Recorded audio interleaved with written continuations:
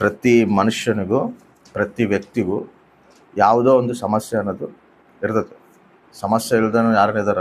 ಏನೋ ಸಮಸ್ಯೆ ಇರ್ತದೆ ಮನುಷ್ಯನಿಗೆ.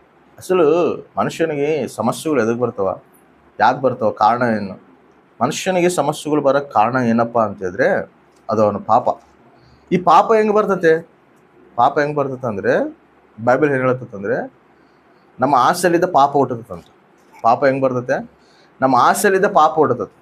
ಈಗ ಸಾತನು ಲೂಸಿಫರು ಏನು ಮಾಡ್ದ? ದೇವ್ರ ಸನ್ನಿಧಿಯಲ್ಲಿ ಇದ್ದ. ದೇವ್ರ ಸನ್ನಿಧಿಯಲ್ಲಿ ಇದ್ದಾಗ ಅವ್ನಿಗೆ ಏನಾಯಿತು? ಆಸೆ ಹುಟ್ಟಿತು. ಏನಂತ? ನಾನು ಸಿಂಹಾಸನ ಎಕ್ಕಬೇಕು ಅಂತೇಳಿ ಆಸೆ ಹುಟ್ಟಿತು. ಆ ಆಸೆಲಿದ್ದ ಏನಾಯಿತು? ಅವನಲ್ಲಿ ಪಾಪ ಎಂಟ್ರ್ ಆಯಿತು. ಅದೇ ರೀತಿಯಲ್ಲಿ ದೇವರು ಆದಾಮನ ಅವನು ಕೂಡ ಮನುಷ್ಯರನ್ನು ಸೃಷ್ಟಿ ಮಾಡಿದಾಗ ಕೂಡ ಅವ್ರಿಗೆ ಕೂಡ ಆಸೆ ಬಂತು. ಏನು? ನಾನು ದೇವರು ಇದನ್ನು ತಿನ್ನಬೇಡ ಅಂತ ಹೇಳೋಣ, ಅದು ಕೂಡ ಅದನ್ನು ನಾನು ತಿನ್ಬೇಕು, ಅದಕ್ಕಾದ್ರೆ ನಾನು ಕೂಡ ದೇವದೂತಳು ಆಗ್ತೀನಿ, ದೇವ್ರಂಗೆ ಆಗ್ತೀನಿ. ಆಸೆ ಬಂತು. ಆ ಆಸೆಲಿದ್ದು ಏನಾಯಿತು? ಪಾಪ ಬಂತು. ಆ ಪಾಪಲ್ಲಿದ್ದು ಏನೈತೆ? ಸಮಸ್ಯೆ ಬಂದೈತೆ. ಸಮಸ್ಯೆ ಬರೋಕ್ಕೆ ಕಾರಣ ಏನಪ್ಪ ಅಂತ ಹೇಳಿದ್ರೆ ಪಾಪ. ಆ ಪಾಪ ಹೆಂಗೆ ಬರ್ತೈತೆ ಅಂದರೆ ಆಸೆಲಿದ್ದ ಪಾಪ ಬರ್ತೈತೆ. ಹೌದಾ? ಅದಕ್ಕೆ ಯಾಕೋಬು ಕೂಡ ಒಂದು ಮಾತು ಹೇಳ್ತಾನೆ. ಯಾಕೋಬು ಪತ್ರಿಕೆ 1ನೇ ಅಧ್ಯಾಯ 14ನೇ ವಚನ. ಪ್ರತಿಯೊಬ್ಬನು ತನ್ನಲ್ಲಿರುವ ಆಶಾಪಾಶದಿಂದ ಮರಳುಗೊಂಡವನಾಗಿ ಪ್ರೇರೇಪಿಸಲ್ಪಡುತ್ತಾನೆ. ಮರಳುಗೊಂಡು ಏನು ಮಾಡ್ತಾನ? ಆಸೆಲಿದ್ದ ಏನು ಬರ್ತದಂತ? ಪಾಪ ಬರ್ತದಂತ. ಪಾಪಲಿದ್ದ ಏನು ಬರ್ತದಂತ? ಮರಣ ಬರ್ತದಂತ. ಪಾಪ ಅವನಲ್ಲಿ ಬರೋಕ್ಕೆ ಕಾರಣ ಏನು? ಆಸೆ. ಮನುಷ್ಯನಿರುವಂಥ ಆಸೆನೇ ಪಾಪದಲ್ಲಿ ಬೀಳುವಂಥ ಕಾರಣ ಆಗ್ತದೆ. ಭಾರಿ ಮಂದಿ ಏನು ಹೇಳ್ತಾರೆ ಗೊತ್ತಾ? ಸಮಸ್ಯೆಗಳು ಬಂದಾಗ, ಜಾಸ್ತಿ ಸಮಸ್ಯೆಗಳು ಇದ್ದಾಗ ಏನೋ ದೇವ್ರು ಇಟ್ಟಂಗೆ ಆಗ್ತದೆ. ದೇವರೇ ಹಂಗೆ ಬರ್ದಾಗ ನಾವೇನು ಮಾಡೋಕ್ಕಾಗ್ತದೆ? ನನ್ನ ಹಣೆಬರ ಹಿಂಗೈತೆ, ದೇವರೇ ನನ್ನ ಹಣೆಬರ ಹಿಂಗೆ ಬರ್ದಾನ, ನನ್ನ ಮಕ್ಕಳ ಹಣೆಬರ ಹಿಂಗೆ ಬರ್ದಾನ, ನಾವೇನು ಮಾಡೋಕ್ಕಾಗ್ತವ? ಅಂದರೆ ಸಮಸ್ಯೆಗಳು ಬಂದಾಗ ಅದನ್ನ ಯಾರ ಮೇಲೆ ದೊಬ್ಬುತ್ತದಾರ? ದೇವ್ರ ಮೇಲೆ ದೊಬ್ಬುತ್ತಾರ. ಏನಂತ? ದೇವ್ರ ಹೆಂಗೆ ಬರ್ದಾನ, ನಾವೇನು ಮಾಡೋಕ್ಕಾಗ್ತತೆ? ಅಂದರೆ ವಾಕ್ಯ ಏನಂತ ಹೇಳ್ತದೆ? ನಿನ್ನ ಆಸೆಗಳಿದ್ದ ಪಾಪ ಬರ್ತದೆ. ಆ ಪಾಪಲ್ಲಿದ್ದ ಸಮಸ್ಯೆಗಳು ಬರ್ತದವ. ಈಗ ಆಂಧ್ರದಲ್ಲಿ ಒಂದು ನ್ಯೂಸು ಸ್ಪ್ರೆಡ್ ಆಗುತ್ತೆ, ಅಭಿನಯ್ ದರ್ಶನ್ದು, ಪಾಸ್ಟ್ರದು. ಅವನಲ್ಲಿ ಈ ಈ ಒಂದು ಫೇಕ್ ವಿಡಿಯೋ ಮಾಡಬೇಕು, ಫೇಕ್ ವಿಡಿಯೋ ಕ್ರಿಯೇಟ್ ಮಾಡ್ಕೋಬೇಕು, ನಾನು ಎಲ್ಲರ ದೃಷ್ಟಿಯಲ್ಲಿ ಕಾಣಬೇಕು ಅನ್ನೋಂಥದ್ದು ಅವನಲ್ಲಿ ಏನು ಬಂದೈತೆ? ಆಸೆ ಬಂದೈತೆ. ಆ ಆಸೆ ಎಲ್ಲಿಗೆ ತಗೊಂಡೋಗೈತೆ? ಅವನಿಗೆ ಸಮಸ್ಯೆಗೆ ತಗೊಂಡೋಗೈತೆ. ಆ ಪಾಪಾಗ ತಗೊಂಡೋಗೈತೆ ಅವನಿಗೆ. ಆಸೆ ಏನು ಮಾಡ್ತೈತೆ? ನಮ್ಮನ್ನು ಸಮಸ್ಯೆಗಳಿಗೆ ಇರಿಸ್ತತೆ, ಪಾಪದಲ್ಲಿ ನಮ್ಮನ್ನು ಬೀಳುವಂತೆ ಮಾಡ್ತತೆ. ಭಾರಿ ಮಂದಿ ಸಮಸ್ಯೆಗಳಿಗೆ ಕಾರಣ ಏನಪ್ಪ ಅಂತಂದರೆ ನಮ್ಮಲ್ಲಿರುವಂಥ ಆಸೆ. ಅದಕ್ಕೆ ರಿಲೇಷನ್ಸ್ ಮಧ್ಯದಲ್ಲಿ ಕೂಡ ಭಾರಿ ಕಾನ್ಫ್ಲಿಕ್ಟ್, ಜಗಳಗಳು ಎದಕ್ಕೆ ಬರ್ತಾವೆ ಅಂದರೆ ನಮ್ಮಲ್ಲಿರುವಂಥ ದುರಾಸೆಗಳು, ಆಸೆಗಳು. ನನ್ನ ಮಕ್ಕಳೇ ಬೇಸಿರ್ಬೇಕು, ನಮ್ಮ ಕುಟುಂಬನೇ ಚೆನ್ನಾಗಿರ್ಬೇಕು, ಇನ್ನೊಬ್ಬರು ನೋಡಿ ಅಸೂಯೆ ಪಡೋದು, ಇವೆಲ್ಲ ಎದಕ್ಕೆ ಬರ್ತಾವೆ ಹೇಳು? ಕುಟುಂಬಗಳ ಮಧ್ಯದಲ್ಲಿ, ಬಂಧುಗಳ ಮಧ್ಯದಲ್ಲಿ ಸಮಸ್ಯೆಗಳು ಎದಕ್ಕೆ ಬರ್ತಾವೆ ಅಂದರೆ ಆ ದುರಾಸೆ ನಮ್ಮಲ್ಲಿ ಇರ್ತದೆ. ಆ ದುರಾಸೆಲಿದ್ದೇನೆ ಏನಾಗ್ತದೆ?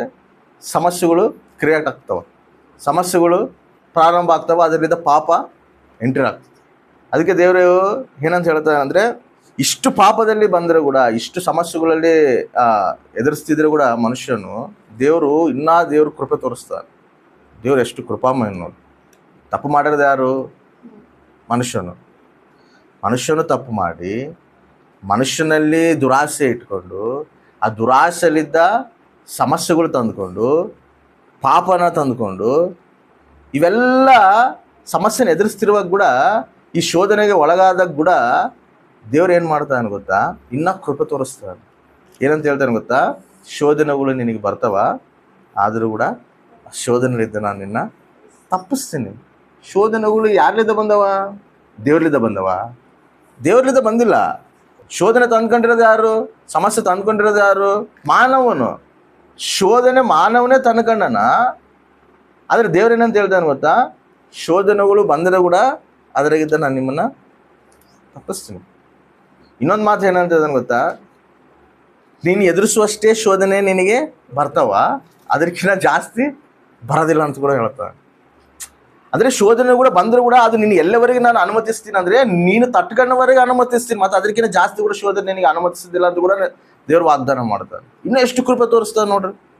ಹೌದಾ ಇಲ್ಲ? ಏನಂತ ನೋಡ್ರಿ, 1 ಕೊರಿಂಥ ಪತ್ರಿಕೆ 10ನೇ ಅಧ್ಯಾಯ 13ನೇ ವಚನದಲ್ಲಿ ಏನಂತೈತೆ? ಮನುಷ್ಯರು ಸಹಿಸಬಹುದಾದ ಶೋಧನೆಯ ಹೊರತು ಬೇರೆ ಯಾವುದೂ ನಿಮಗೆ ಸಂಭವಿಸಲಿಲ್ಲ. ದೇವರು ನಂಬಿಗಸ್ತನು, ನಿಮ್ಮ ಶಕ್ತಿಯನ್ನು ಮೀರುವ ಶೋಧನೆಯನ್ನು ನಿಮಗೆ ಬರಗೊಡಿಸದೆ ನೀವು ಅದನ್ನು ಸಹಿಸುವುದಕ್ಕೆ ಶಕ್ತರಾಗುವಂತೆ ಶೋಧನೆಯಾಗುತ್ತಲೇ ತಪ್ಪಿಸಿಕೊಳ್ಳುವ ಮಾರ್ಗವನ್ನು ಸಿದ್ಧ ಮಾಡುವನು. ಹಲ್ಲೆಲೂಯಾ. ದೇವರು ಎಷ್ಟು ನಂಬಿಗಸ್ತನು ನೋಡು. ನಿಮ್ಮ ಶಕ್ತಿಯನ್ನು ಮೀರುವ ಶೋಧನೆಯನ್ನು ನಿಮಗೆ ಬರಮಾಡದೆ. ಶೋಧನೆ ತಂದ್ಕೊಂಡಿರೋದು ಯಾರು? ಮನುಷ್ಯನು. ಶೋಧನೆಗೆ ಗುರಿಯಾಗಿರೋದು ಯಾರು? ಮನುಷ್ಯನೇ. ಇದೆಲ್ಲ ತಂದ್ಕೊಂಡ್ರೆ ಕೂಡ ದೇವರು ಇನ್ನೂ ಕನಿಕರ ತೋರಿಸಿ ಏನು ಮಾಡ್ತಾನಂದರೆ, ನಿನಗೆ ಶಕ್ತಿಗೆ ಮೀರಿ ಶೋಧನೆ ನಾನು ನಿನಗೆ ಎಂಟ್ರಿ ಮಾಡೋದಿಲ್ಲ ನಿನ್ನ ಜೀವಿತದಾಗ. ಬಟ್ ನಾವು ಏನು ಅನ್ಕೊಂತೀವಿ ಗೊತ್ತಾ? ನಾನು ಅನುಭವಿಸ್ತಿರೋಂಥ ಕಷ್ಟ ಯಾರೂ ಅನುಭವಿಸ್ತಿರೋದಿಲ್ಲ. ನಾನು ಅನುಭವಿಸ್ತಿರೋಂಥ ಶೋಧನೆ ಯಾರು ಅನುಭವಿಸ್ತಿರೋದಿಲ್ಲ. ನಾನು ಅನುಭವಿಸ್ತಿರೋಂಥ ನೋವು ಈ ಪ್ರಪಂಚದಲ್ಲಿ ಯಾರು ಅನುಭವಿಸ್ತಿರೋದಿಲ್ಲ ಅನ್ಕೊಂತಿರ್ತೀವಿ ನಾವು. ನಮ್ಮ ಕಷ್ಟಗಳು ಬಂದಾಗ ನಾವು ಅನ್ಕೊಳೋದು ಅದು. ಏನು ಅನ್ಕೊಂತೀವಿ ಹೇಳು? ನನ್ನಷ್ಟು ಕಷ್ಟ ನೀವು ಯಾರು ಅನುಭವಿಸಿರೋದಿಲ್ಲ, ನನ್ನಷ್ಟು ನೋವು ನೀವು ಯಾರು ಅನುಭವಿಸಿದ್ದಿಲ್ಲ, ನನ್ನಷ್ಟು ಸಮಸ್ಯೆಗಳು ನೀವು ಯಾರು ಎದುರಿಸಿರೋದಿಲ್ಲ. ಇವೆಲ್ಲ ಎದಕ್ಕೆ ಹೇಳ್ತೀವಿ ಅಂದರೆ, ನಮಗೇನಿರ್ತದೆ ಅಂದರೆ ನನ್ನಷ್ಟು ಶೋಧನೆ ಯಾರು ಎದುರಿಸಿರೋದಿಲ್ಲ ಅಂತ ನಾವು ಅನ್ಕೊಂತೀವಿ. ಆದರೆ ದೇವರು ಏನಂತ ಹೇಳ್ತಾನೆ ಇಲ್ಲಿ? ಮನುಷ್ಯರು ಸಹಿಸಬಹುದಾದ ಶೋಧನೆಯ ಹೊರತು ಬೇರೆ ಯಾವುದು ನಿನಗೆ ಸಂಭವಿಸುವುದಿಲ್ಲ. ಅಂದರೆ ಮನುಷ್ಯರು ಅಂದರೆ ಮನುಷ್ಯರು ಅಂದರೆ ನೀನು ಅನುಭವಿಸ್ತಿರೋ ಶೋಧನೆ ಇನ್ನೊಬ್ಬರು ಕೂಡ ಅನುಭವಿಸ್ತದಲ್ಲ. ಅದು ನಮ್ಮ ಫೀಲಿಂಗ್ ಏನು? ನಾನೇ ಅನುಭವಿಸ್ತಿದ್ದೀನಿ, ನಾನೇ ಕಷ್ಟ ಅನುಭವಿಸ್ತಿದ್ದೀನಿ, ನಾನೇ ನೋವು ಅನುಭವಿಸ್ತಿದ್ದೀನಿ, ನಾನೇ ದುಃಖ ಅನುಭವಿಸ್ತಿದ್ದೀನಿ. ನನ್ನಷ್ಟು ಕಷ್ಟ, ನನ್ನಷ್ಟು ದುಃಖ, ನನ್ನಷ್ಟು ವೇದನೆ ಯಾರೂ ಇಲ್ಲ ಅಂತೇಳಿ ನಾವು ಅನ್ಕೊಂತೀವಿ. ದೇವರೇನು ಹೇಳ್ತಾನೆ ಗೊತ್ತಾ? ಮನುಷ್ಯರಿಗೆ ಬರುವಂಥ ಶೋಧನೆ ತಪ್ಪ, ನಿನಗೆ ಬೇರೆ ಶೋಧನೆ ಬರೋದಿಲ್ಲ. ಇದು ಎಲ್ಲರಿಗೂ ಇರ್ತದೆ ಶೋಧನೆ. ಇವಾಗ ಒಬ್ಬರು ಒಂದು ಮಾತು ಹೇಳೋಣ ನಾವು. ಏನಂದ್ರೆ ಗೊತ್ತಾ? ಒಬ್ಬನು ಶೂ ಇಲ್ಲ ಅಂತ ಬಾಧೆ ಬೀಳ್ತಿರ್ತಾನಂತ. ಶೂ ಇಲ್ಲ ಅಂತ ಬಾಧೆ ಬೀಳ್ತಿರುವಾಗ ಅವನಿಗೆ ಕೊಣಗನಗೂ ಶೂ ಇರೋದಿಲ್ಲ. ಅವ್ನಿಗೆ ಶೂ ಬೇಕು ಅನ್ಕೊಂತಿರ್ತಾನೆ. ಬಟ್ ಅವ್ನಿಗೆ ಸ್ತೋಮತೆ ಇಲ್ಲ, ಅವ್ನು ಬಾಧೆ ಬೀಳ್ತಿರ್ತಾನೆ ಶೂ ಇಲ್ಲ ಅಂತೇಳಿ. ಆದರೆ ಒಂದಿನ ಅವನು ಕಾಲಿಲ್ದವ್ನು ನೋಡ್ತಾನಂತ. ಕಾಲಿಲ್ದವ್ನು ನೋಡಿದಾಗ, ಅರೆ ನನಗೆ ನಡೆ ಕಾಲೇನೆ ಅದಾವ, ಅಕ್ಕನ ಚಪ್ಪಲೇನೆ ಅದಾವ, ಅವನಿಗೆ ಕಾಲೇ ಇಲ್ಲ. ಅವಾಗ ಅರ್ಥ ಆಗುತ್ತೆ ಅವನಿಗೆ, ನನಗಿನ್ನ ಕಷ್ಟ ಅನುಭವಿಸೋರು ಈ ಭೂಮಿ ಮೇಲೆ ಅದಾರ. ನಾವು ಅನ್ಕೊಂತೀವಿ ಅಷ್ಟೇ, ನಮ್ಮೇ ಎಲ್ಲದಕ್ಕಿಂತ ಕಷ್ಟ ನಾವು ಅನುಭವಿಸ್ತಿದ್ವಿ, ಎಲ್ಲದಕ್ಕಿಂತ ವೇದನೆ ನಾವು ಅನುಭವಿಸ್ತಿದ್ವಿ ಅಂತ. ನಮಗಿನ್ನ ಕಷ್ಟ ಅನುಭವಿಸೋದು, ನಮಗಿನ್ನ ವೇದನೆದಲ್ಲಿ ದುಃಖದಲ್ಲಿ ಇರೋರು ಪ್ರಪಂಚದಲ್ಲಿ ಎಷ್ಟೋ ಮಂದಿ ಅದಾರ. ನಮಗೇನೋ ಕುಟುಂಬಗಳದಾವ, ಅನಾಥ ಆಶ್ರಮದಲ್ಲಿ ಅನಾಥ ಮಕ್ಕಳು ಎಷ್ಟೋ ಮಂದಿ ಅದಾರ. ನಮಗೇನೋ 2 ಕೈ 2 ಕಾಲು ಎಲ್ಲ ಕರೆಕ್ಟ್ ಅದಾವ. ಅಂಗವಿಕಲರು ಎಷ್ಟೋ ಮಂದಿ ಅದಾರ ಪ್ರಪಂಚದಾಗ. ಇಲ್ಲ ಅದಾರ. ಕಾಲಿಲ್ಲದವ್ರು ಎಷ್ಟೋ ಜನ ಅದಾರ, ಕೈ ಇಲ್ಲದವ್ರು ಎಷ್ಟೋ ಜನ ಅದಾರ, ಅನಾರೋಗ್ಯ ಸಮಸ್ಯೆದಲ್ಲಿರುವಂಥ ಎಷ್ಟೋ ಜನ ಅದಾರ.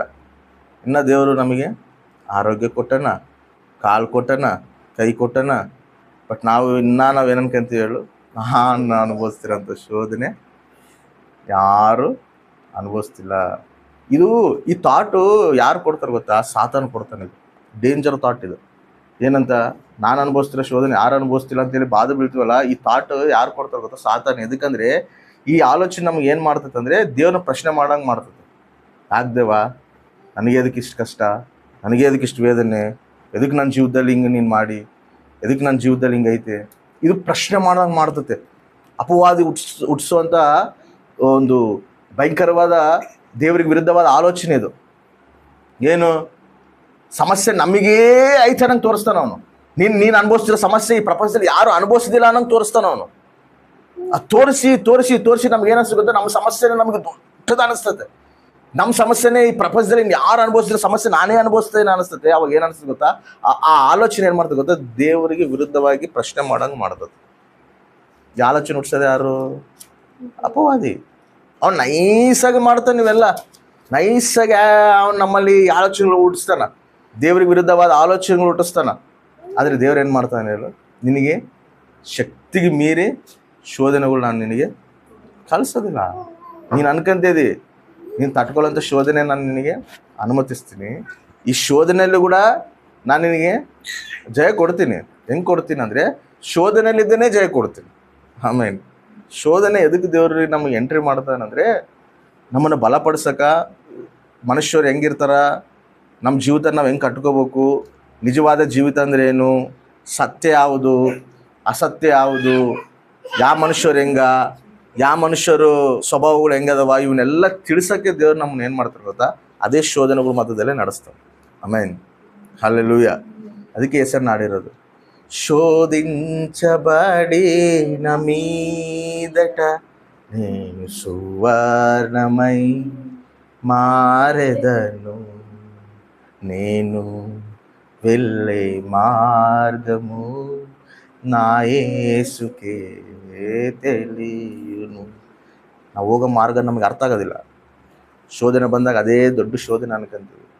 ಆದರೆ ಆ ಶೋಧನೆ ಮಾರ್ಗದಲ್ಲಿ ಕೂಡ ದೇವ್ರು ನಮ್ಮನ್ನು ಎದಕ್ಕೆ ನಡೆಸ್ತಾನಪ್ಪ ಅಂತ ಹೇಳಿದ್ರೆ, ನಮ್ಮನ್ನು ಬಲಪಡಿಸಕ್ಕೆ, ಆ ಶೋಧನೆಯಲ್ಲಿದ್ದೇನೆ ನಮ್ಮನ್ನು ಸ್ಥಿರವಾಗಿ ನಿಂದಿರ್ಸಕ್ಕೆ, ಆ ಶೋಧನೆಯನ್ನು ಗೆಲ್ಲಕ್ಕೆ. Amen, hallelujah.